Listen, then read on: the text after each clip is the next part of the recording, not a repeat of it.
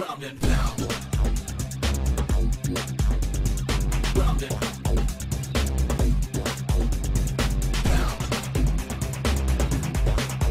Ground and pound. I know what I've trained for. I know what I'm capable of, and I'm going to, of course, fight him on the feet because you have to start there if you're going to put him onto his back. So if I can knock him out, you can guarantee I'm going to give that opportunity. I'm going to try, and I know I can put hands on people. You said that Ron Nelson wasn't very friendly to you because he lasted 5 rounds. So you expect Arlovsky to be a little bit friendly to you. I'd hope so, but I really can't expect any charity from Arlovsky. He might deliberately make this fight go 5 rounds just so that we have to take our bulk and shuffle it around the cage for longer than we'd like to. But in some way that would be my own fault. So I have to, if I want this to be a short fight, I'm going to have to go out there and take care of business. My goal is to go out there and not make it a fight, but to make it a massacre. Okay, and let's move back to the fight. What can you say about Andrei? He's proven himself time and time again. I mean, if you go and you look at his accomplishments, they speak for themselves. He was a UFC heavyweight champion.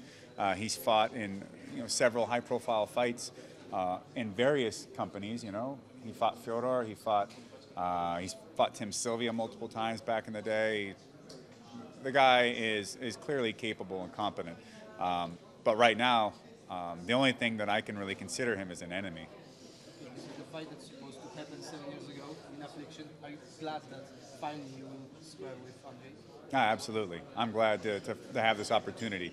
He was one of the top stars when I was over in Pride, and at one point they said the UFC's propaganda machine said that this guy was the greatest heavyweight in the world.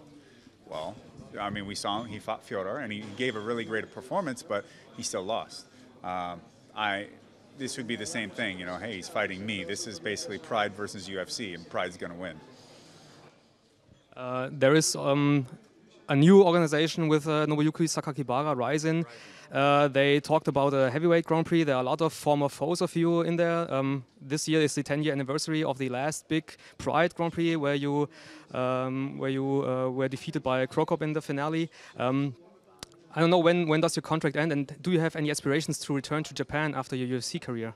I don't know when my contract ends off the top of my head. I suppose it's over when it's over. But I always want to go back to Japan to do things. And, I am the English commentator along with Jim Ross for New Japan Pro Wrestling in America on Access TV. So I'm still staying somewhat relevant in terms of being in the market with Japan. But I've also got a lot of fighters that I'm working with over there. So Carl Albrechtsen is from Sweden, from Pancras Gym in Sweden. He's fighting in the Rizin Openweight Grand Prix. And he comes to CSW to train with me, and he was with me for this camp. I've got Victor Henry, who fights in Pancras, and Shohei Yamamoto as well. So I'm always involved in Japanese MMA and pro wrestling as much as I can be. And hopefully I'll get an opportunity. Well, that could have been bad. I'll get an opportunity to go back over there and compete. But at the very least, perhaps I could go over there and headline another UFC Japan show. Is there any UFC fighter left that you want to face right now? Well, I really want to fight Arlovsky, and I've got that in front of me at this point. Afterwards, my general answer is always the same: whoever pays the best. But I guess I'll have to wait to see how things shake out between Miocic and Overeem.